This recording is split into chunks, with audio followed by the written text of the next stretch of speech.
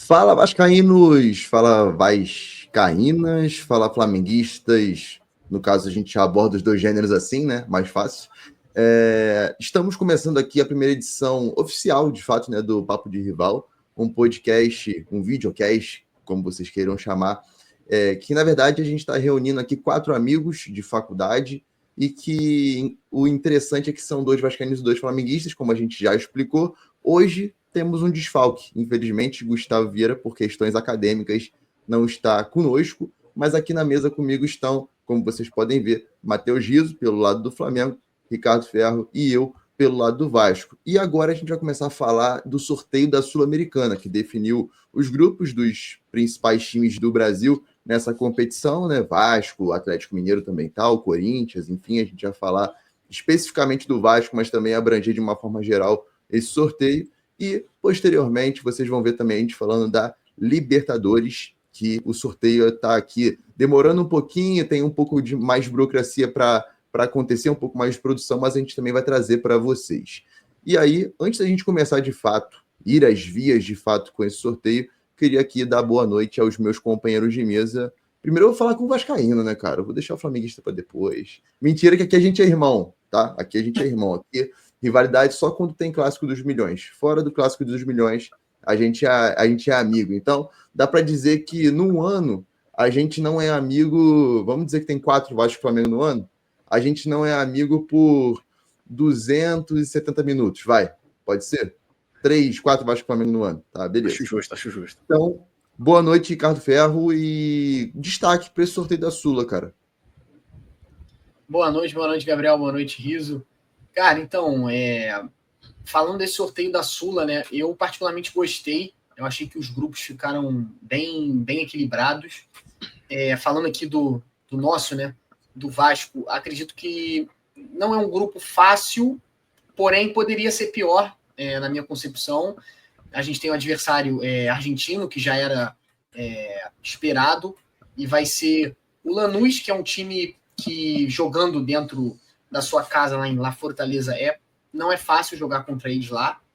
É um time que ataca bastante, um time que tem um futebol bem intenso, né? Então, assim, e o Vasco jogando fora de casa não costuma se sair bem aí nos últimos anos. Então, e aí você pega também o Melgar, que tem altitude, né? O Melgar do Peru, e o Puerto Cabello, não é isso? Que é da Venezuela. Que, enfim, só por ser Peru e Venezuela, né, viagens, são ambientes muito, muito diferentes. Então, assim, é um grupo que talvez seja cansativo, principalmente, mas acho que o Vasco tem total condição, sim, de principalmente aqui no Rio, né, jogando em São Januário, no seu mando, conseguir ganhar aí os 3 jogos. É sempre bom dizer, a gente vai se aprofundar em relação a isso, né? Mas a Sul-Americana geralmente pega times mais emergentes, né? O Brasil tem muita vaga, né? As outras confederações não têm tantas vagas assim, né? Como aqui no Brasil. Justamente pelo coeficiente da Conmebol também, né? É bom citar isso, que muita gente estranha porque nós temos 6 brasileiros, às vezes 8 brasileiros na Libertadores. É justamente por isso, né? Além de vencer as competições como a gente tem vencido recentemente. E também aqui para falar de Sul-Americana, já que a gente tem que também ter um contraponto aqui, né, para a gente não ser tão clubista em alguns momentos, e ter alguém que baixar um pouquinho o sarrafo. Matheus Riso, o nosso popular Riso. Boa noite, meu querido. Destaque para esse sorteio da Sula. Fala, Gabriel. Boa noite. Fala, Ricardo. Tudo bem? Então, cara, eu não fujo muito do que o Ricardo falou. Eu acredito que é isso mesmo. O Vasco ele pegou um grupo equilibrado, mas que pro Vasco jogar em casa ele consegue garantir seus pontos. Na minha visão, cara, só de você conseguir fugir na Sul-Americana de adversários como o Potosí, né, que joga na maior altitude, já é uma grande vitória para os clubes brasileiros, que têm um maior nível de enfrentamento, têm uma receita maior, naturalmente jogam mais futebol. E é isso, cara. Acreditar que os brasileiros são favoritos. Eu vejo o Corinthians, cara, como grande favorito, embora tenha caído num grupo bastante complicado, com o Racing, com o Huracan e o América de Cali, mas ele vem como favorito, então vai ser um grupo maneiro de se acompanhar. E o Fluminense, cara, nosso rival daqui da nossa terra, caiu num grupo um tanto quanto estranho, né? Você pode se dizer assim, né, Gabriel? Vamos botar o grupo na tela, né? Que eu acho que fica mais fácil para o pessoal visualizar. Porque o grupo do Fluminense, de fato, foi o grupo assim que talvez inspire maiores atenções, né? Talvez não dê tanto para dosar ali com um time alternativo, um time misto, como a gente imagina que a maioria dos brasileiros vai acabar fazendo em algum momento nessa fase de grupos da Sul-Americana. E antes de a gente começar, é bom destacar, né, que a fase de grupos da Sula ela vai se encerrar ainda antes da parada para o Mundial. Então, os caminhos serão definidos antes do Mundial, aí tem a parada para o Mundial e aí o mata-mata de fato começa só lá em agosto, que é como acontece na Libertadores, essa segunda fase aí, né? A gente viu um projeto disso, mais ou menos, na pausa da Copa América na última temporada, né? Que aconteceu exatamente nessa configuração. Então a gente tem aí, abordando de uma forma abrangente, né, o que é esse sorteio da Sul-Americana. A gente tem no grupo A, não temos brasileiros no grupo A, então o grande Independiente, um dos clubes com maior tradição na América do Sul, o Guarani, Nacional de Potosí, o Boston River. No grupo B temos o Vitória, da Bahia, estava no pote 4, acabou se colocando aqui nesse grupo B, que é um grupo também interessante, com Defensa e Justiça, Universidade Católica do Equador, não é do Chile, e o Cerro Largo. No grupo C, América de Cali, Huracan, Racing do Uruguai e Corinthians também não é um grupo fácil, né? O Huracan, nas temporadas recentes, também conseguiu chegar à Libertadores. O América de Cali também tem alguma tradição de chegar em Libertadores também, então certamente serão ambientes hostis assim, para o Corinthians. No grupo D temos o Grêmio, com o Godoy Cruz, o Sportivo Luquenho e o Atlético Grau. O Godoy Cruz e o Sportivo Luquenho também são times mais conhecidos, né? Que a gente já viu em cenário de Libertadores também. No grupo Cruzeiro com o Palestino, União de Santa Fé e esse time aqui que eu não vou me arriscar a falar o nome, cara. Mushuc Runa. Nunca ouvi falar. É um time de Israel. Time. De onde que é esse time, né? Não sei de onde é esse time, cara. Parece que é árabe. Eu vou pesquisar. Vou pesquisar antes da gente discorrer sobre esse grupo aqui em análise. No grupo F, como a gente bem disse, Fluminense, União Espanhola, Once Caldas e São José. É um grupo mais pesadinho mesmo. Enfim, o grupo do Vasco, que talvez pegue, se a gente for falar de adversário direto, talvez seja o adversário mais difícil, né, para um brasileiro nessa fase de grupos, que é o Lanús, como o Ricardo bem disse no destaque inicial, né? E aí o Puerto Cabelo e o Melgar, que também é um time conhecido também em cenários mais agudos de América do Sul. E aqui, grupo H, para finalizar, o Atlético Mineiro com o Caracas, que a gente já ouviu bastante sobre, o Cienciano e o Desportes Iquique. E aí, essa uma análise mais abrangente aí, antes da gente entrar falando de cada brasileiro em específico, o que vocês veem nessa disposição desses 8 grupos? E eu queria até puxar um pouco para o Corinthians, né? Porque o Corinthians está aqui, é até uma surpresa, né, Riso? Então, eu vejo de uma forma geral, de uma maneira geral, os brasileiros como franco favoritos para passarem nos grupos. Esse duelo do Corinthians no grupo C é um duelo que, assim, se a gente analisar o potencial, quem passa, a gente pode botar o Racing no Corinthians. Mas, cara, o Huracan é um adversário muito perigoso, tem um futebol muito forte e jogando em casa, então, com a sua torcida, pode surpreender. E a gente viu que o Corinthians fora de casa, na Libertadores, acabou não rendendo aquilo que rendeu durante o Campeonato Paulista, aqui jogando em casa, sem muitas viagens. Eu acho que o fator viagem pode acabar desgastando muito. De uma outra forma, eu também vejo o Palestino podendo atrasar um pouco, porque o Palestino também é um clube já mais tradicional nessa competição, de vez em quando também dá uns pulos de golfinho para a Libertadores, depois volta. Mas, cara, eu vejo que o Palestino é um clube chileno que pode dificultar a vida do Cruzeiro também nesse grupo tirar pontos do Cruzeiro. Mas, assim, de uma maneira geral, cara, eu acredito que o Vitória também vai passar, o Corinthians vai passar, o Grêmio passa. Eu acho que para mim todos os brasileiros passam, assim, sem muita dificuldade, mas mesmo atenção, porque assim, o grupo que o Brasil mais tem risco de perder uma classificação é o grupo mais disputado, mas também é o clube que, no meu modo de ver, é o mais forte brasileiro nessa Sul-Americana, que é o Corinthians. De fato. E, Ricardo, um ponto que a gente já vai começar a falar de Vasco, né? Que estava sendo muito falado, né? Porque, de fato, ainda mais numa Sul-Americana, que vão ter clubes mais emergentes, de países emergentes também, que não tem tantas vagas assim na Libertadores, a gente tem uma tendência maior de existir dificuldade com a altitude, né?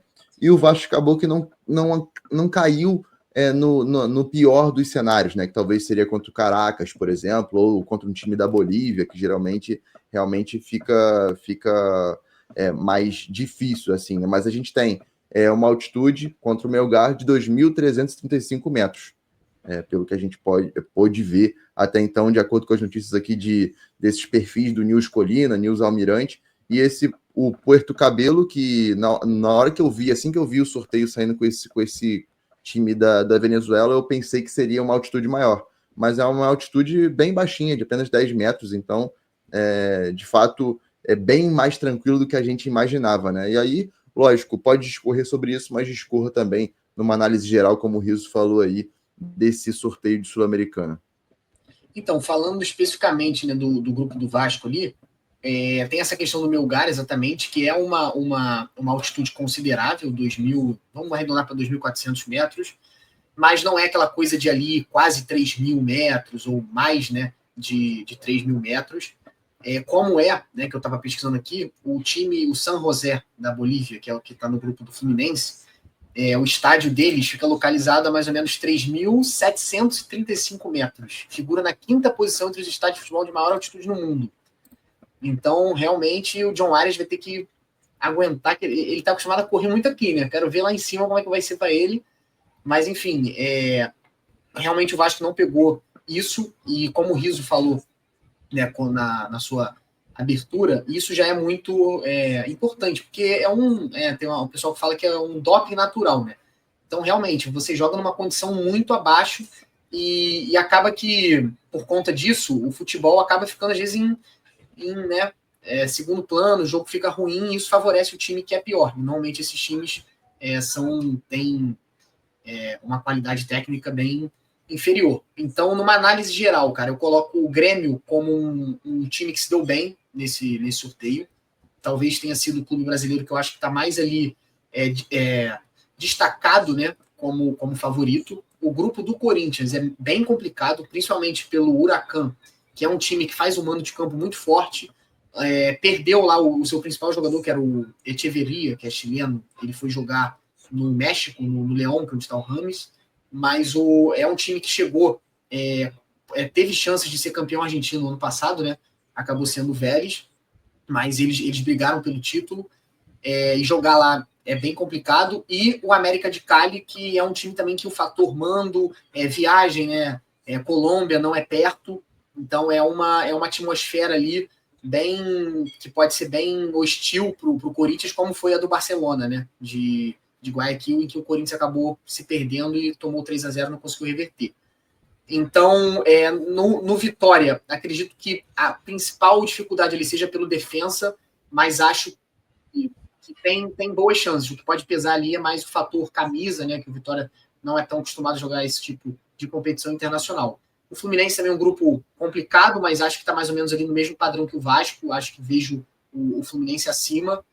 E, enfim, o Cruzeiro também, acredito que seja um grupo que ele está bem à frente dos demais, mas ainda acho que ali um Palestino, o próprio União Santa Fé, por ser um time que tem um campo ali, né, um campo de jogo ali que faz uma certa pressão, pode dificultar, é um ambiente um pouco diferente. E o Galo também pega também o fator altitude, né, pega lá no Peru, pega Venezuela também, times que já têm uma certa tradição. Então, enfim, eu acho que é isso.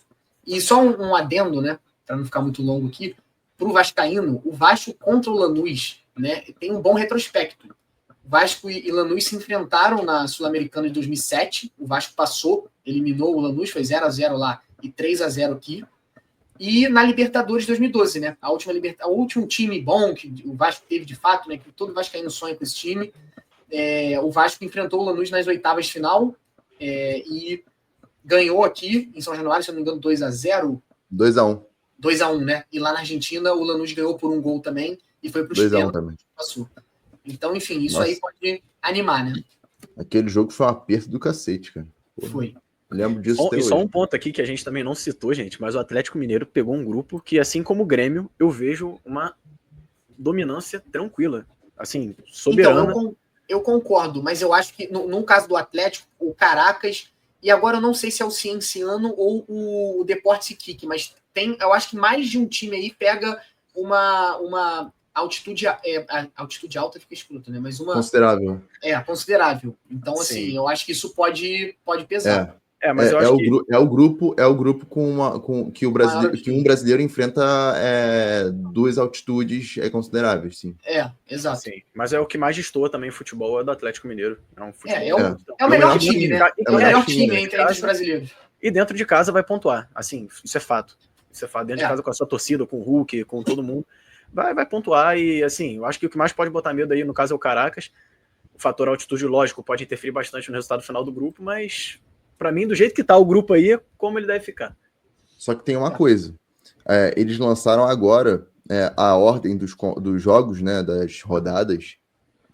Inclusive, o Vasco começa jogando contra o Melgar fora de casa, então já pega a maior altitude logo de cara nos dias 1º, 2 ou 3 de abril, ou seja, 3 dias depois da estreia do Brasileirão.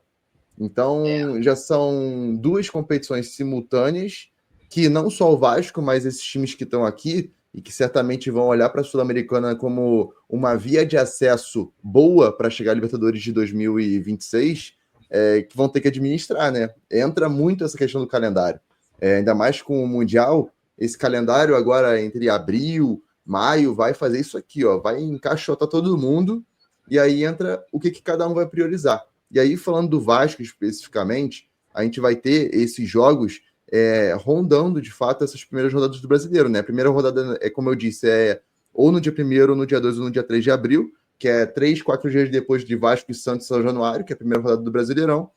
E a sexta rodada, que é a derradeira, justamente um Vasco e Melgar em São Januário, será ou no dia 27, 28 ou 29 de maio. Então, a gente vai ver essa fase de grupos se resumindo, sendo finalizada em apenas 2 meses. Então, a gente vai ter ali 6 jogos no espaço de 8 semanas, em meio de semana. E aí entra aquela coisa, o que priorizar? Se prioriza o Sul-Americano e começa mal o brasileiro, como é que fica a cabeça do Carille? Acho que é legal a gente tratar disso também, Ricardo. Pelo que vem sendo noticiado aí, a Sul-Americana parece ser um foco do Vasco para esse ano. Porque talvez, né, eu também concordo com essa posição, dentre os títulos que o Vasco pode disputar esse ano, a Sul-Americana, teoricamente, é o mais fácil. Então, eu acho que é o que o Vasco teria mais chance, né, de ser campeão, por mais que tenha... porque, assim, o que eu vejo que mais pode complicar o Vasco aí são justamente os times brasileiros. Então, pode ser que fique um pouco ali uma mini Copa do Brasil, assim, né? Caso o Vasco avance, enfim, os times brasileiros consigam fazer o seu dever de casa. Mas, cara, realmente, eu acho que essa é a principal questão, especificamente para os clubes brasileiros, não só para o Vasco. Como manejar o calendário e essa questão de ter que fazer essas viagens longas para Venezuela, Equador, Peru, Colômbia, são viagens que desgastam a Argentina, Uruguai, até o Paraguai, vamos considerar até um Chile ali, você ainda é mais perto, né? Quando você começa a subir ali, e fora isso, altitude também, e essa questão do foco, né? Por exemplo, o Vasco Santos é um jogo que vai ter muita mídia, é um jogo que é importante, né? Primeira rodada, você ganhar, é bom para o ânimo, então você, né, pensa só o Vasco, sei lá, jogando em casa contra o Santos, e aí, sei lá, digamos que, sei lá, perca, por exemplo, e aí como que vai o time viajar para esse jogo, e por ser altitude, o ideal é você chegar um pouco antes, mas acredito que o Vasco não vai conseguir fazer isso, não vai ter esse tempo de se adaptar, né, ao ambiente, então, enfim, cara, é muito complicado, mas, cara, assim... O que eu acredito que o Vasco deve fazer, de verdade mesmo, a prioridade não é nem brasileiro, nem sul-americana, é priorizar não perder nenhum jogo por nenhum fator natural que aconteça no mundo, porque como é que vai encaixar um jogo num calendário desse, enxuto, apertado, que você tem 3 jogos por semana quando apertar no mês de abril, maio? Então, assim, na verdade, a gente tem que se preocupar, nós, clubes brasileiros, no caso, né? E não adiar nenhuma partida, seja por conta de chuva ou por conta de alguma outra coisa, rezar para que isso não aconteça, para que lá na frente o nosso clube não seja prejudicado no brasileiro ou na Sul-Americana por conta disso. Agora, analisando de um outro ponto de vista, assim, para quem vê de fora, o Ricardo falou, cara, os francos favoritos aqui na Sul-Americana são os clubes brasileiros. Mas no meu ponto de vista, quando começar a funilar ali no mata-mata, eu vejo os clubes brasileiros focando mais no Brasileirão. O Grêmio, o Grêmio vai com certeza brigar lá em cima, buscando uma vaga na Libertadores. O Cruzeiro, com um grande time que tem montado nessa temporada. Pelo menos é o que a gente espera, ver eles chegando, brigando lá em cima. O Vasco, cara, eu não vejo tendo esse... Assim, ano passado teve um destaque maior no fim do ano, pegou uma reta final boa e conseguiu conquistar essa vaga, mas assim, e fugir do rebaixamento, que era a prioridade. Mas eu vejo o Atlético Mineiro, Grêmio, Corinthians e Cruzeiro brigando mais no Brasileiro, na fase de mata-mata, entendeu? E eu vejo mais o Vasco e o Fluminense ali administrando essa Sul-Americana como e o Vitória também como um foco para conseguir chegar na Libertadores, entendeu? O Grêmio eu tenho minhas dúvidas, que com o futebol que o Grêmio vem apresentando, o Grêmio eu acho que não... Mas enfim, aqui a gente não vai dar mais foco para os times, né? Para o Vasco e para o Flamengo, mas enfim, vamos ver. É sempre interessante o Grêmio, agora sem o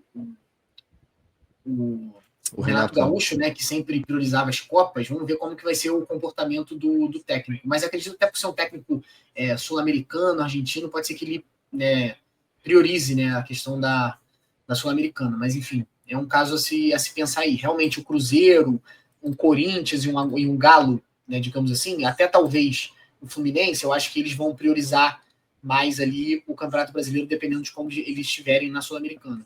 Mas eu acho que realmente para o Vasco, e vou botar o Grêmio nesse pacote, para o Grêmio e para o Vitória, e talvez o Fluminense, eles vão ter um foco ali maior, eu acho. E aí, para a gente finalizar esse bloco de Sula e já embarcar em Libertadores, né, que a gente já tem aqui os sorteados, eu queria promover uma pequena dinâmica aqui para a gente entender como é que o Vasco também pode se safar, digamos assim, desse calendário que se apertou com o que tem hoje no elenco, porque a gente pode projetar hoje um Vasco titular com o Léo Jardim como goleiro, e não imagino que vai rodar tanto um goleiro, né? Não tem necessidade disso, a menos que haja alguma lesão. Mas na lateral direita tem o Puma e o Paulo Henrique, que são jogadores diferentes, mas que têm alguma qualidade, né, para conseguirem alternar nesse tipo de situação, né? Imagina até o Paulo Henrique jogando, o brasileiro, e o Puma jogando a Sul-Americana com maior frequência. Aí tem Lemos, João Vitor e Lucas Freitas como 3 zagueiros que tendem a rodar entre si. A questão é o quarto zagueiro, né? Se vai jogar o Oliveira, se vai jogar o Souza, não sei. Lucas Piton e Vitor Luiz para a lateral esquerda como opções. No meio-campo tem um monte, né? Hugo Moura, Paulinho, Jair, Tietê, Esforza, Coutinho, Payet, se é que dá para falar do Payet agora, né? Que já o contrato vai acabar em maio.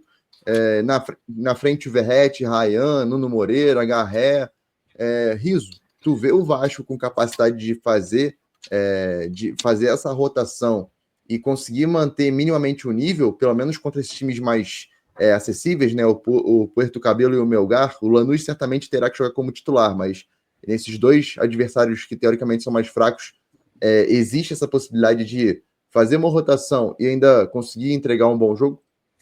Olha, na minha visão, sinceramente, o Vasco ele já é um time difícil de se encaixar da maneira em que escalam os 11 titulares. Então, assim, quando você muda drasticamente o cenário e muda a maior parte do time, vamos supor, você muda 7 jogadores, para mim, eu acho que o Vasco já passa a entrar num nível de time que não tem uma organização mínima dentro de campo, não tem um futebol para propor.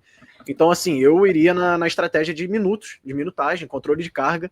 Eu não iria poupar um time titular, eu iria poupar o jogador que estivesse mais danificado naquele exato momento, entendeu? Se eu estivesse no comando do Vasco. Eu vou sim, nessa. É um misto, né? Eu digo mais fazer um time misto, né? Que eu não particularmente, eu não vejo um cenário de no brasileiro o Vasco entrar com um time misto. Eu não vejo esse cenário acontecendo. De forma alguma. Eu vejo, inclusive, que o Vasco é um time que se cansa muito, principalmente no meio-campo. Os meio-campistas do Vasco são jogadores que, são os que mais correm durante o jogo, justamente por conta da largura defensiva que eles dão, porque o Felipe Coutinho ele não tem a potência de voltar para marcar, nem o Paredes. É muito campo para correr, né? É muito campo para correr, são 3 volantes ali atrás que vão ficar balançando de lado a lado e verticalmente também. Mas também, em contrapartida, é a posição que o Vasco mais tem jogadores no elenco. Então, assim, vai dar para fazer esse controle de carga, com certeza. Eu acredito que não vai ser um grande problema para o Vasco, essa rodagem dos jogadores, mas se tirar todo mundo, assim, se não deixar pelo menos um craque por jogo, então um diferente por jogo, eu acho que pode dar problema. A gente vê o nível de enfrentamento, como você mesmo falou, do Paulo Henrique e o Pumita, eles são semelhantes, tá? O estilo de jogo. Mas se você mudar drasticamente o time, eu acredito que pode acabar dando prejuízo. É mais controle de minutagem e carga de jogador. Fala aí, Ricardo, para a gente finalizar então Sula e partir Então, para Liberta. Eu concordo nisso com o Rizzo também. Eu acho que, por exemplo, no jogo contra o Melgar lá, por ser um jogo que vai exigir uma viagem, altitude, vai ter o jogo do Vasco e Santos, que o Vasco tem que entrar com força máxima, até por ser o seu mando contra um time que é um time ali que pode ser que brigue pelas mesmas coisas que o Vasco. Eu vejo o Santos ali mais ou menos parecido, né, com o Vasco em termos de ambições dentro do Campeonato Brasileiro. Então, assim, ganhar esse jogo é essencial para dar confiança, enfim, por ser um adversário teoricamente ali direto. Então, acho que é isso, é poupar, ver como que o time tá, como o Vasco vai ter, já tá esse tempo só treinando, né, por ter sido eliminado na semifinal. Eu acho que pode estar mais descansado, então, se todos os atletas estiverem em condição, joga com o time titular, até porque você garantindo, até porque, assim, né, com esses times, o principal é o jogo fora. O que preocupa mais o torcedor é o jogo fora. Se você perde contra um time desse fora, você, no jogo da volta, né, em casa, você tem que meio que aquela obrigação de você ganhar, né? Então, assim, você conseguindo arrancar um empate lá ou até ganhando, é muito bom, porque no jogo aqui, com o mando do Vasco, o Vasco é muito favorito para ganhar. Então, eu acho que o Vasco tem que, principalmente nesse início, ir administrando, mas se der para ir com o time titular, com a força máxima, ir. Entendeu? Acho que é isso. Até porque a Sul-Americana é um dos focos, um dos principais focos do Vasco. É uma via acessível, né? Igual a gente ia falando. É muito mais fácil o Vasco alcançar uma hipotética final na Sul-Americana do que buscar talvez um G7 no Brasileiro, né? Como isso. E o chegou Vasco a vislumbrar na última temporada. Então, realmente, pode falar.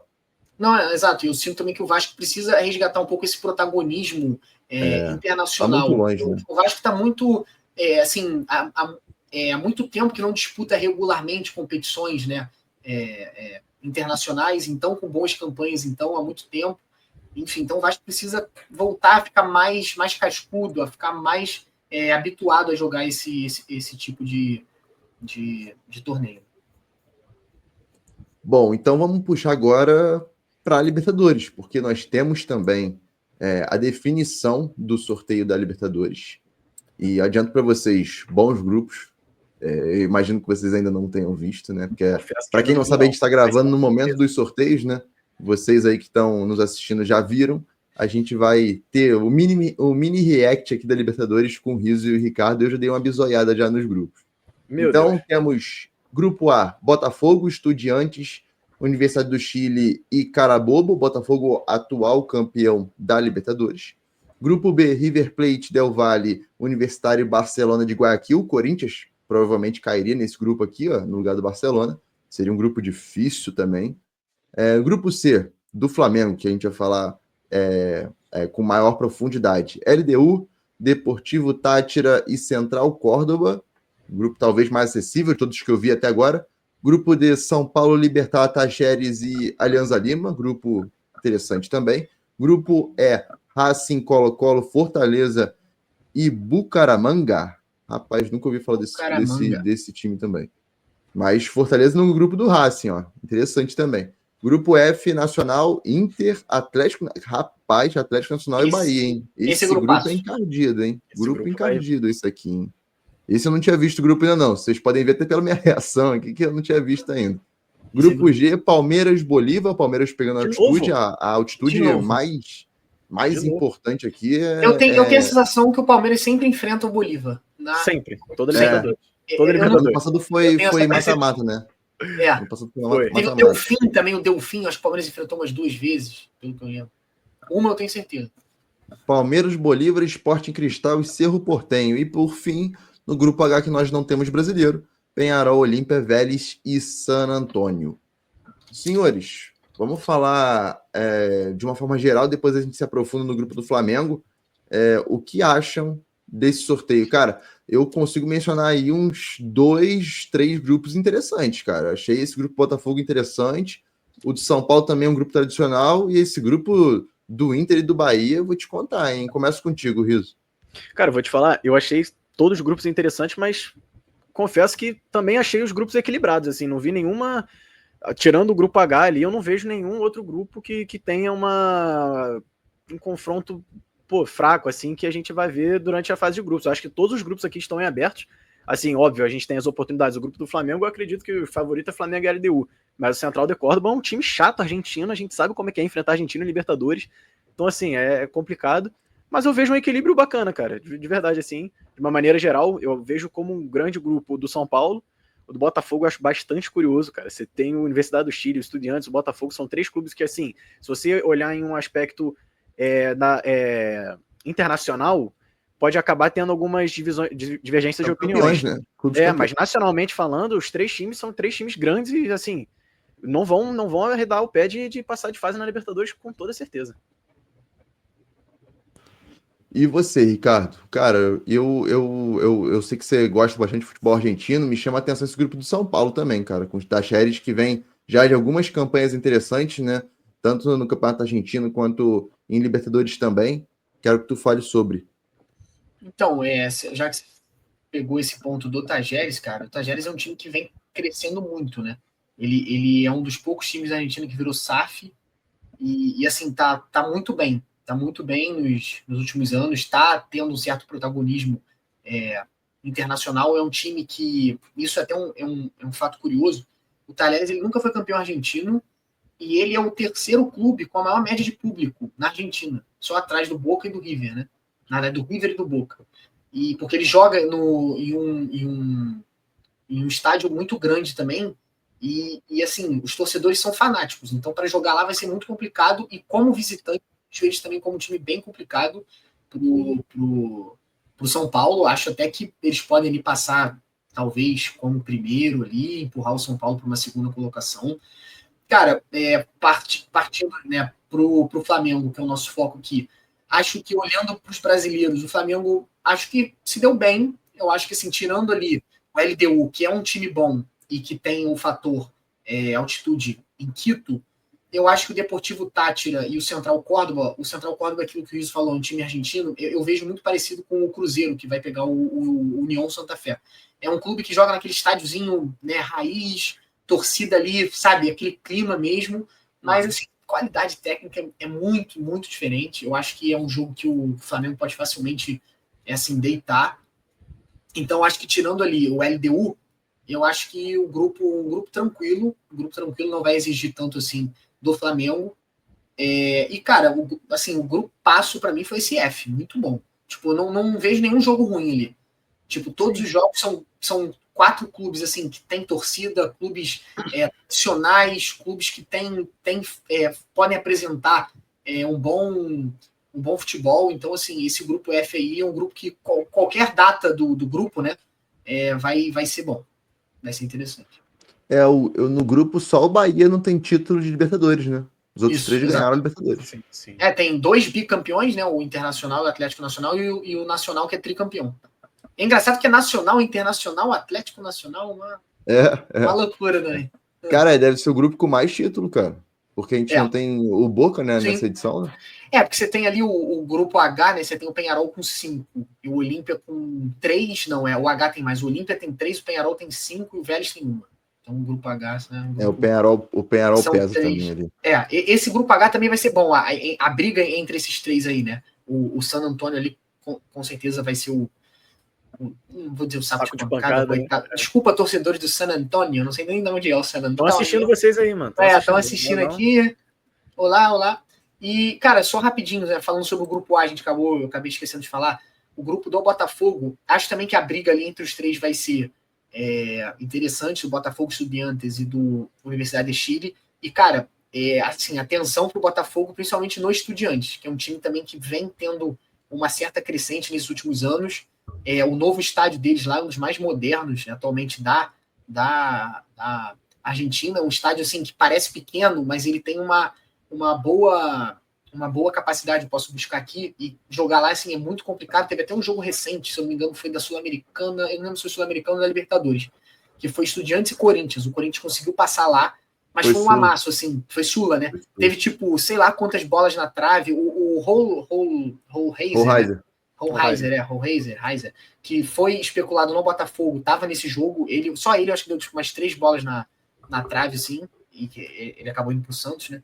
Então, assim, cara, um grupo bom também. E Universidade de Chile é um time que tem tradição, jogar lá no Chile é um time que tem torcida também, não acho que vai ser fácil. Acredito que aqui, jogando no Engenhão, acho que dá para ganhar tranquilo, mas lá é um jogo que tem que ficar atento.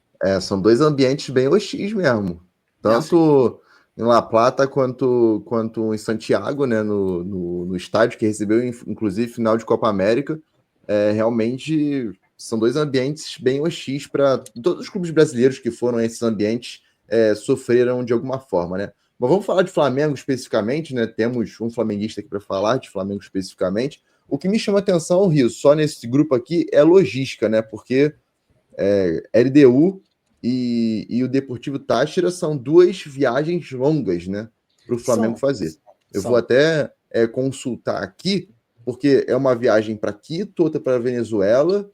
Eu não sei em questão aqui de altitude, eu quero até consultar para trazer aqui uma informação precisa, mas é uma logística. A gente falou do Vasco sobre logística. Talvez o Flamengo não sofra tanto para rodar o time, né? Cara, esse tem sido a principal dor de cabeça do Flamengo nos últimos anos. O Flamengo sempre vem pegando em fase de grupo um time que, jogue com uma altitude que seja capaz de mudar o cenário do jogo, entendeu? De cabeça para baixo. A gente lembra no ano passado, o Tite, durante a sua carreira inteira, ele falava que não iria usar a linha de 5 zagueiros nunca em sua vida, porque ele quase perdeu o Mundial contra o Chelsea no último lance, porque ele tirou um meio-campista, botou mais um zagueiro, e a gente viu o Tite jogando com uma linha de 5 atrás, justamente na Libertadores na altitude, assim. Então, contra o Bolívar naquele cenário, né? E o Bolívar que também timaço. Mas enfim, falando especificamente aqui do grupo C, eu acho que os nossos rivais cariocas aqui, Fluminense, vão adorar ver esse grupo jogar, porque, são os dois pais deles, né? Flamengo e LDU estão ali brigando nas cabeças, e vai ter que ver lá da Sul-Americana mesmo, não tem jeito. E, cara, só um adendo, a LDU, né, um time sempre chato de jogar lá, e é o atual campeão equatoriano. Atualmente eles nem estão tão bem assim no campeonato, mas eles têm o centroavante deles, né, é o Alex Arce. Ele, inclusive, foi especulado, teve uma certa especulação no futebol brasileiro, no muito Palmeiras, bom principalmente. Muito ele é bom muito jogador. bom. Paraguaio, ele é muito bom jogador, gosto muito. E eu acho que o Flamengo tem que se atentar mais nesse jogo, até pela característica do Arce e pela altitude, por tudo isso, é bola longa e bola aérea. Eu acho que principalmente a bola aérea, porque esses times, eles exploram muito isso jogando lá, porque a bola é mais rápida, né? Corre mais. Então é uma coisa que o Flamengo tem que ficar atento. O Flamengo é um time que vem se mostrando muito sólido defensivamente, é uma das grandes virtudes, talvez, desse Flamengo do Felipe Luiz. É um O Flamengo time, só tomou 3 gols. O Flamengo só tomou 3 gols com o time principal no ano. Os 3 em clássico, Botafogo, Supercopa, tomou um gol do Vasco na semifinal e um gol do Fluminense no jogo de ida da final. Eu não sei vocês quando vem o Flamengo jogar contra o Vasco, ou então contra algum outro time, mas eu, como flamenguista, eu tenho a sensação de que em algumas partidas o Flamengo pode fazer o que quiser, cara, que não vai tomar gol, cara. Que não sofre perigo, sabe? Se o outro time ataca, a gente sabe que o perigo vai acabar. A gente sabe que de alguma forma ele vai errar e vai dar tudo errado. A gente viu por várias vezes no clássico Flamengo e Vasco, os meio-campistas do Vasco errando passes de 2, 3 metros, justamente por conta da pressão incessante que o Felipe Luiz propõe ao seu time. E assim, um fato é que nesse grupo o Flamengo vai propor jogo e não vai aceitar o time adversário, independente do ambiente. Em nenhum outro cenário o Flamengo vai propor jogo. O Flamengo vai para cima do adversário e vai ficar com a bola, vai jogar com a bola. Se for para cansar o adversário, vai cansar com a bola, e se for para se defender, vai se defender com a bola, que já mostrou saber fazer isso muito bem, principalmente nos clássicos nessa temporada. Eu acho que tem uma explicação boa para esse Flamengo defender tão bem. Eu achava difícil alguém conseguir fazer o Flamengo defender melhor do que o Flamengo defendia com o Tite, né? Porque o Tite é um treinador muito atento, né, à parte defensiva, e seus times se notabilizam justamente por defender muito bem.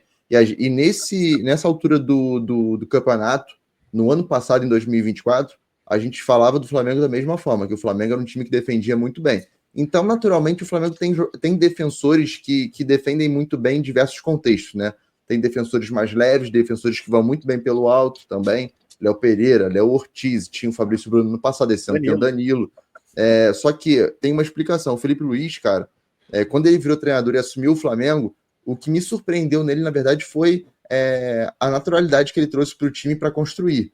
porque defensivamente eu já esperava que seria um treinador extremamente detalhista, porque o cara conviveu com o Simeone mais de 10 anos, ele era lateral esquerdo, como lateral esquerdo ele era melhor defensivamente do que ofensivamente, sendo que ofensivamente ele era um monstro, mas defensivamente ele era absurdo, era o melhor, foi um dos melhores laterais que a gente teve no século defensivamente, o Brasil, né, que a gente pode dizer, e até no mundo. Então eu já esperava que seria muito detalhista. E o Flamengo tem uma virtude que todo mundo corre, cara. O meio campo do Flamengo, até o Pulgar, que é um cara que é meio que um pilar, um cara mais alto, ele tem uma passada larga, o De La Cruz corre o campo inteiro, a defesa toda é leve. Danilo, Alexandre, Léo Ortiz, Léo Pereira, Wesley, todos são leves para correr para trás. Então é difícil no Flamengo você atacar a profundidade, é difícil atacar a área porque todo mundo é alto. O Alexandre era zagueiro na Juventus, então ele tem estatura. E o Rossi é um goleiro que facilita muito, não só, lógico, debaixo da trave, mas também a prioridade, né? Eu acho que o Felipe Luiz já falou isso várias vezes, de um time que não quer sofrer defensivamente é ter a bola, né? E quando você tem um goleiro que com a bola vai muito bem, que é o Rossi, no caso, né? Dificulta ainda mais, né? Eu posso falar aqui porque eu já presenciei uma entrevista do Marcelo Salazar, diretor do Al Nassr, ex-diretor, agora ele é diretor de scout lá do Al Nassr. O Rossi jogou no Al Nassr 6 meses antes de vir para o Flamengo, e ele disse que o Rossi treinava, inclusive, muitas vezes, com o time de futsal do Al Nassr para aprimorar a saída de bola. Então, é uma coisa, cara, que realmente tem toda uma explicação, toda uma linha de raciocínio, né? E aqui a gente trazendo informação agora, tá? Sobre a altitude. A nossa companheira Isabelle Costa, a Beli Costa, que se formou, inclusive, na mesma faculdade que a gente, trouxe aqui a informação de que o Flamengo vai enfrentar a LDU a 2.850 metros acima do mar, e o Deportivo Táchira tem uma questão. O Deportivo Táchira é de San Cristóbal, um estádio que é menor, uma cidade menor em relação a Caracas, né, que é a capital da Venezuela, só que San Cristóbal fica a 700 quilômetros de Caracas, ou seja, se o Táchira resolver jogar... Se o Táchira resolver jogar em casa, que é o mais provável, né, por ser caldeirãozinho, por ser o próprio ambiente, o Flamengo não só vai ter que viajar até Caracas de avião, mas vai ter que fazer uma outra viagem de 700 quilômetros para San Cristóbal, que é outra viagem longa. E o Central Córdoba, apesar de ser na Argentina, fica a 700 quilômetros de Buenos Aires, também capital. Então, são 3 viagens que exigem uma logística realmente mais chatinha. Talvez seja esse grande problema. São cansativas. O Flamengo acaba que vai ter que fazer mais de uma viagem para enfrentar o adversário. Faz uma viagem de avião, faz uma viagem de ônibus, vai... Enfim, e isso é o que tem acabado tanto com os jogadores brasileiros quanto com os clubes brasileiros de uma forma geral, né? A gente já vive num país continental, né? Uma viagem de Rio, Minas, é uma viagem que os clubes fazem na Champions League, né? Para jogar Porto e Real Madrid, Porto até menor, né? E aqui a gente está só falando de uma região do país, né? Então, 700 quilômetros é mais ou menos isso, né? Uma viagem Rio-Minas, né? Para BH, por exemplo, é um pouquinho mais BH, né? Mas, assim, é uma viagem que pra gente está acostumado, né? Não vai ser um problema. O grande problema é você chegar até Caracas com toda a diferença, ônibus, né? Lá não tem aeroporto, né? San Cristóbal, não sei. Aí eu não sei, não tem essa informação. Para a Beli trazer informação, imagino que não tem. Exatamente. Para trazer esse tipo de informação. É bem provável que não. É uma cidade interior, né? No caso dos clubes, ainda é mais fácil essa logística, né? Para os torcedores, né? A gente lembra como é que foi na final do Flamengo jogo contra o Atlético Paranaense em Quito, que foi também complicado, né, para os torcedores. Mas, enfim, realmente, cara, essas viagens eu acho que são os grandes, assim, são os maiores problemas, né, para os clubes brasileiros. E aí você pegando, agora me veio à mente, você pegando o grupo F, por exemplo, o Inter é um clube que, assim, porque se você considerar do Sul até a Bahia, é uma viagem também longa, mas de avião ali, dentro, né, do território brasileiro, eu acho que o Inter vai tranquilo, é uma viagem que ele já está habituado a fazer por conta do Campeonato Brasileiro. E se você pensar, o Inter vai jogar contra o Nacional, é muito mais perto do que se ele fosse jogasse contra o Bahia, que é um time brasileiro. Sim. Então, acho que o Inter ali, aí é questão de, né, Atlético Nacional, Colômbia também, todos aí vão ter que pegar um voo aí de mais ou menos umas 6 horas, dá mais ou menos até a Colômbia, mas enfim, acho que o Inter, dentre os clubes brasileiros, talvez foi o que se deu melhor por conta disso, por estar pegando um time brasileiro e um time do vizinho ali do Uruguai. A logística do Botafogo e do São Paulo também não são ruins, né? Porque o Botafogo vai Argentina e Chile e o Carabobo é na Venezuela, e realmente é uma viagem mais longa. E o São Paulo, a mesma coisa, né? Paraguai e Argentina e o Alianza Lima no Peru, que aí é uma viagem maior também, mas são logísticas mais tranquilas, né? Mas a gente vê Palmeiras e Flamengo já são logísticas piores, né? Teoricamente, os dois grupos mais acessíveis, né? Tem esse revés da logística. E aí fica realmente uma questão aí que certamente a gente vai ver times rotacionados, né? Imagina até aqui no Brasileirão em algumas rodadas, porque não vai trazer muito prejuízo, né, Riso? A gente pode pensar no Flamengo, por exemplo, usando agora com Cebolinha voltando, talvez adquirindo o ritmo do Brasileirão e na Libertadores jogar o Luiz Araújo, jogar o Plata, né? O Pedro também vai voltar daqui a um mês, mais ou menos, né? Também provavelmente no Brasileiro, inicialmente, depois em Libertadores. A linha de defesa tem uma infinidade de opções, sem perder tanto nível, né? O próprio Varela, Ayrton Lucas, que são reservas de Wesley e Alexandre também jogam perfeitamente. Então, o Flamengo deve realmente priorizar isso, né? Imagina esse contexto, né? Essa circunstância, né, Riso, de rodar um pouco mais no Brasileiro ali, quando chegar a partir da terceira rodada e priorizar a Libertadores, né? Mesmo que o jogo seja longe demais e com uma logística maior, né? Sim, naturalmente o Flamengo já é um time com bastante rodagem, né? O Felipe Luiz mesmo, ele aplica aquela famosa frase que futebol é momento. Então, se o jogador se destacar num treino um dia antes do jogo, ele vai jogar. Ele não tem rabo preso com nenhum jogador do Flamengo. Tanto ele até falou recentemente na coletiva pós-título do Carioca que o Michael tinha feito apenas um treino antes de voltar para jogar essa final. E nesse treino ele acabou com o treino. Ele destruiu. Ele já voltou destruindo com o treino. O Felipe Luiz foi perguntar para os médicos se ele poderia jogar de titular, entendeu? Então a gente já diz muito sobre a preocupação que o treinador tem com o rendimento do clube em campo naquele momento. Porque o futebol é momento. Naquela ocasião, os médicos vetaram, falaram que ele só poderia jogar 30 minutos e assim foi feito. Ele entrou no segundo tempo, jogou os 30 minutos, fez um gol que foi anulado. Mas assim, eu acredito que o Flamengo, nesse quesito desgaste, só se for de grandes jogadores que são insubstituíveis, como o Léo Ortiz, como o caso do Rossi, que mesmo sendo goleiro cansa menos, mas, enfim, é sempre bom botar a Libertadores, a gente nunca sabe como é que vai ser, né? Tem o Léo Ortiz, o Rossi, o Wesley. E um ponto importante, Gabriel, que você ressaltou sobre a defesa do Flamengo. Se você for parar para analisar e fazer uma comparação, no ano passado, o início foi até melhor do que esse ano. No ano passado, no Carioca, o Flamengo foi campeão, além de ser invicto, foi sem ser vazado. O Rossi tinha um recorde de mais de 1.200 minutos sem sofrer gol.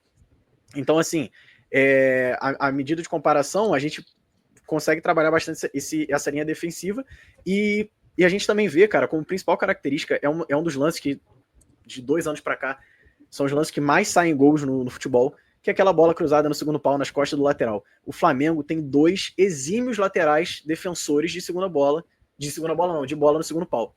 Um deles é o Wesley, que começou a se destacar defensivamente mais recentemente, e o Alexandre, cara, já fazia isso na Juventus, inclusive já jogou de zagueiro, tem um porte físico bom. Então, assim, o Flamengo tem mais um quesito de proteção que faz evitar tomar a quantidade de gols que todos os outros clubes tomam, assim. Eu vejo muito encaixada a linha defensiva do Flamengo, eu acho que ali não tem o que mexer, sabe? Tipo, de verdade, ali tá bem fechado. E, inclusive, a grande notícia pro Flamengo pra temporada é a renovação do Pulgar. Pra mim, é um jogador extra classe, assim. E uma outra coisa também é que o Flamengo tem algo que muito clube sofre, né? Que é os ponteiros voltarem e terem naturalidade de marcar, né? De voltar para marcar lateral, né? O Gerson hoje é o falso ponta pela direita, mas o Gerson é um volante, cara. O Gerson jogou com o Jorge Jesus no puro combate, né? Como segundo volante, teoricamente um jogador que vai pro 1 contra 1 com os meias e defende espaço e corta a linha de passe. Então ter esse cara para ajudar um lateral como o Wesley, né? E a gente pode até atrelar um pouco a melhora do Wesley defensiva de ficar menos exposto com o Gerson ali no mesmo corredor que ele, né? E do outro lado, tanto o Luiz Araújo quanto o Plata, por serem canhotos, né, os dois, eles ajudam muito no sentido de defender a amplitude e deixar o Alexandre vir para dentro como um terceiro zagueiro, às vezes, né? Então, a gente tem que destacar isso também, né? Que o Felipe ainda conseguiu ser inteligente nesse sentido de ter ponteiros que consigam resguardar essa linha defensiva, né, essa linha de 4, e aí também não exige tanto, né? De Pedro, ou o Bruno Henrique, que seja o centroavante, e também do Arrascaeta, né? Que o Arrascaeta no passado ele só jogou. Eu fiz o levantamento esses dias para fazer o Guia do Brasileirão do Flamengo. O Arrascaeta jogou 33% dos minutos possíveis do Brasileirão do ano passado. Então, é um número bem, né, irrisório para um titular e para um craque do time, né? Bem abaixo, bem abaixo. E aí, Ricardo, considerações finais sobre esse grupo do Flamengo, além, é claro, dessa logística que a gente vinha falando, né? Que eu acho que já é chovendo molhado a gente falar dessa logística, mas considerações finais, eu acho que o Flamengo sobra, cara. Cara, eu tô nessa contigo, eu acho que a LDU é ali o que pode complicar, mas eu vejo também a LDU complicando no jogo fora, né? No seu mando, por conta do fator torcida, altitude, tudo aquilo que a gente já sabe. No Maracanã, acho que o Flamengo tem total condição de ganhar muito bem de todos os adversários e do Tátira e do Córdoba ganhar, inclusive, fora. Então, assim, é um grupo, pode dizer, um grupo tranquilo, né? Também não dá para se pegar 3 times fáceis, mas digamos que o Flamengo tenha 2 times fáceis. Então, de 3 possibilidades, 2 são fáceis e uma ali que pode complicar mais um pouquinho, mas acho que, enfim, com esse futebol que o Flamengo está jogando, um futebol maduro, um futebol sólido, eu acho que, inclusive, pode, sei lá, conseguir ganhar da LDU fora. E assim, o que eu percebo, né, que essa questão defensiva era uma sina para o Flamengo nos últimos anos, né, que pós Jorge Jesus ali, que Jorge Jesus, que eu ia falar. Nada dava certo, e era um time muito exposto, porque a qualidade individual de ataque sempre teve. Era aquela coisa, tipo assim, acerta e atrás, que lá na frente uma hora vai. Só que nos últimos anos, né, o Flamengo foi eliminado ali pro Olímpia, pro próprio Peñarol ano passado, assim, aí em 2020, né, foi eliminado pro Racing também, e sempre com esse problema, assim, defensivo, um time exposto, que não conseguia marcar, né, fazendo pressão, um time assim que... O grande retrato disso, só te cortando rapidinho, é o Léo Pereira, né, cara? O Léo Pereira chega no Flamengo, ele chegou a ser patinho feio em algum momento, né? E aí, ano passado com o Tite e agora com o Felipe, ele chegou a pegar a seleção brasileira, cara. Então, eu acho que é isso mesmo. Assim, perfeito. O Léo Pereira resume o Flamengo de antes e o Flamengo de agora. Ele foi crescendo junto, ele foi crescendo junto com o sistema defensivo do Flamengo. O próprio Wesley. O Wesley também teve uma época que estava sendo muito, muito criticado aí, foi até quase vendido para Atalanta, né? Acabou que não rolou e, tipo, a maior parte dos torcedores ficaram, mano, como assim? Tipo, vende esse cara e tal, e tá aí, né? Agora ele tá dando alegria, talvez mostrando por que valeu a pena ele ter ficado. Então, cara, eu acho que é isso. Acho que, assim, dos brasileiros, eu acho, inclusive, que o Flamengo tem um dos grupos ali mais tranquilos. Até pelo fator futebol, elenco que tem. Se você considerar o Palmeiras, também são adversários fáceis, mas que tem mais altitude ali, são times que estão mais acostumados, né, a jogar esse tipo de torneio. Então, eu acho que é isso. Tudo se caminha para o Flamengo fazer mais uma fase de grupos tranquila e passar bem. De uma maneira geral, a gente pode analisar assim, por exemplo, o grupo do Botafogo é um grupo que o Botafogo é favorito, mas não surpreenderia se ele, por acaso, ficasse de fora assim numa última rodada. O Flamengo... ou então passar em segundo, por exemplo. Isso. O Flamengo eu vejo ele passando com uma certa tranquilidade, eu diria. No grupo do São Paulo é um grupo mais pegado, justamente por conta dos confrontos com o Talheres, que é um clube que, pô, além de vir jogando bastante e vir crescendo nesses últimos anos, vem revelado bastante jogadores bons em todas as temporadas. Então, tipo assim, ninguém pode dizer que não vai aparecer mais um nessa temporada. Eu vejo... São clubes grandes, né? São clubes grandes nos seus países, né? O Libertad é um clube grande no Paraguai, o Talheres é um clube que vem sendo importante na Argentina, e o Alianza Lima é o principal clube do Peru, em que inclusive eliminou o Boca Juniors, né? Na La Bombonera. Então mostra-se um time cascudo, tem Guerreiro, tem Barcos, é um time assim que tem casca e pode ser um próprio visitante indigesto pro São Paulo, né? Se foi pro Boca, pode ser pro São Paulo. Agora, como é que vocês veem esse confronto aí do grupo E, o Fortaleza, e quem vocês acham que passa assim nesse grupo F? Porque assim, seria maneiro, no melhor dos cenários, a gente imaginar que o Internacional e o Bahia passariam. Mas o que vocês acham que vai rolar, Gabriel? Cara, o grupo é um grupo interessante, cara. Eu acho que o Fortaleza tem um time muito bom, né? Assim, o trabalho do Vojvoda é muito consolidado e o Fortaleza tem dois caras pô, não só o Lucero, né, como centroavante, naturalmente os clubes se resumem ao centroavante para fazer gol, né? Ou sendo ele o principal responsável, mas o Fortaleza tem um ponta que faz muito gol também, que é o Moisés, né? Eu particularmente gosto muito do Moisés, acho um excelente jogador e ainda outros, né? Tomás Pochettino, o Marinho vem jogando bem por lá também. No banco tem Iago Pikachu, Breno Lopes, que quando entram também vão bem, dão conta do recado. Mas assim, então de cara para um Racing, que é um time muito talentoso, né? Foi campeão sul-americano na última temporada, fez a Recopa com o Botafogo e venceu o Botafogo campeão da América. Lógico, o Botafogo ainda desfigurado, sem continuidade de trabalho, mas isso mostra um pouco do que é o Racing, né? Do que o Racing vem para essa temporada, né? Então é um time muito talentoso, de bons nomes, nomes bem interessantes, inclusive. Tinha opções fartas na última temporada, até por isso o Roger Martinez, que era um atacante reserva deles, e inclusive fez um dos gols da final, foi para a Arábia Saudita, né? Pela quantidade de nomes nesse time, e ele, no caso, era reserva. Então, certamente vai ser um grupo que vai ser muito nivelado por esses dois. Eu imagino o Racing e Fortaleza brigando pela primeira colocação. O Colo-Colo, apesar da tradição, eu ainda acho o Colo-Colo um pouquinho atrás dos dois. E esse grupo eu é acho que difícil de prever, cara. só cortando, eu acho que quem patinar, por exemplo, contra o Colo-Colo pode custar ali talvez uma primeira colocação, eu diria. Quem às vezes perder fora, por exemplo, pode custar. Acho que se o Colo-Colo conseguir passar nesse grupo, vai me surpreender. Eu também tô também tô nessa com o Ricardo. Sim. E aí, sobre o grupo F, cara, é um grupo difícil de prever, cara. Eu diria até que o Nacional é o time que menos me traz, digamos que é o time que menos me inspira atenção, assim, em relação a Inter e Bahia, torcendo para Inter e Bahia passarem, né? Eu acho que o Atlético Nacional tende a trazer um pouco mais de dificuldade. O Nacional vem patinando muito nos últimos anos, né? Inclusive, teve ano aí que não disputou nem Libertadores, então tem essa questão. O último bom time do Nacional foi aquele time do Soares, né? Que tinha Franco Fagundes, o próprio Puma Rodrigues, que hoje é jogador do Vasco, estava naquele time do Nacional também, foi o último bom time deles, né? E o Atlético Nacional volta, de fato, a ter força, né, no continente, ficou alguns anos aí, até fora da Libertadores, né? Então eu imagino que a briga seja, lógico, nivelada, mas eu espero um pouquinho menos do Nacional em relação aos outros três, em relação a Inter, Atlético e Bahia. Eu tenho um pouco de dúvidas acerca do Nacional e do Atlético Nacional, por quê? Eu acho que o que pega para o Nacional é a questão do nível do Campeonato Uruguaio. É um campeonato bem abaixo, entendeu?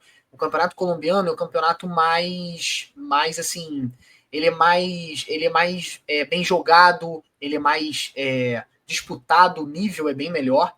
Mas assim, questão de time, de elenco, talvez o time do Nacional seja até melhor do que o do Atlético Nacional, porque você tem ali jogadores no Nacional, como tem o zagueiro Coates, né, uruguaio, jogou muito tempo lá no Sporting, seleção também. Você tem o Otero, que é um velho conhecido aqui do futebol brasileiro, que joga muito também, com uma bela batida na bola. Você tem o Vargas, também, que é um velho conhecido do futebol brasileiro, chileno, que saiu do Galo. Você tem o Nico Lopes, que jogou no Inter também, uruguaio, que é bom jogador. Então, assim, é um time que, se acertar, eu acho que pode dificultar ali. Mas, enfim, eu acho que vai ser uma briga boa. Eu acho que Inter e Bahia tem bastante condição. O que me preocupa um pouco no Bahia é essa questão dessa novidade de estar voltando a uma competição desse tipo. Há muitos anos que não jogava. Você vê, o Bahia teve por exemplo, agora foi jogar contra o Boston River, né? Conseguiu ganhar de 1-0. O jogo fora foi empate. O Boston River é um time, né?